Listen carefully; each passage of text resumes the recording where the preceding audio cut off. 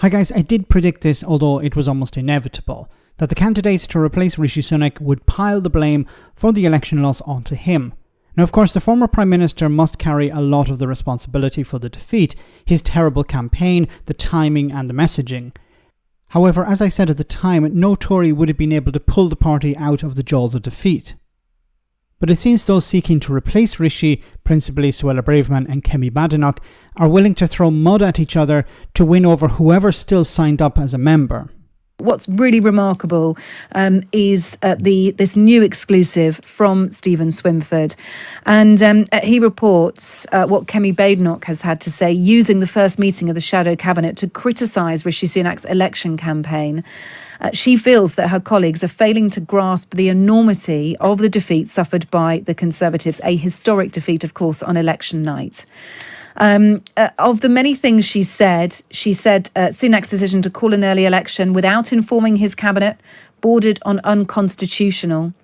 She said that instead of telling cabinet ministers first, he spoke to a small group of colleagues instead, including his PPS Craig Williams, who is, of course, the former MP who subsequently admitted placing a bet on the election date. She described Williams as a buffoon.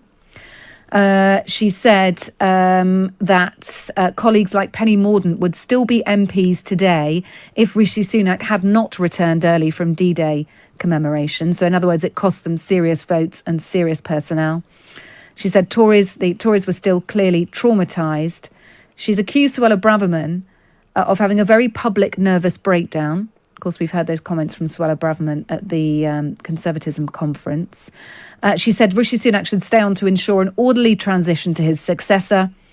And she was said to be speaking for colleagues, particularly former ministers who'd lost their seats. She spoke of the importance of shadow cabinet discussions not being leaked. Oh, there's a sense of irony there, isn't there? What a joke of a politician. So, what's the irony here? Of course, she leaked plans to scrap EU laws to the media before presenting it to the House of Commons, which saw her face the wrath of Sir Lindsay Hoyle. She also leaked WhatsApp messages, it seems. So it is a little bit ironic that she's saying to members of the shadow cabinet, don't leak information to the media. Don't do as I did. Now, she's right when she was calling out the calling of the election itself. This, when Rishi Sunak didn't speak to cabinet members, that this was probably a bad idea. But on the flip side of that, he probably didn't speak to cabinet ministers because he didn't trust them. Would you trust somebody like Kemi Badenoch not to leak information to the media?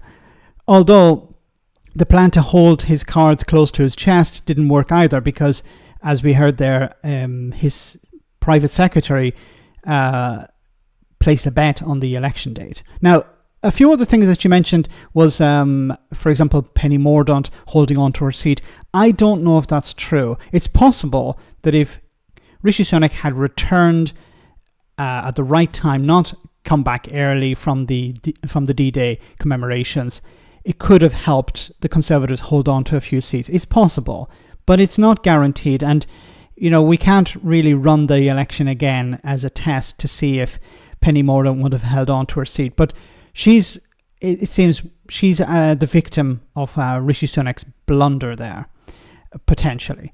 Now, Braverman having a breakdown, I believe what she's talking about here is the former Home Secretary going on a crazy rant about flags and wokeness at an even crazier Conservative conference. I think what we're going to see over the next number of weeks is the two main contenders to replace Rishi Sunak throwing as much dirt at each other as possible. They don't care about the consequences of this. They just want to be the next leader.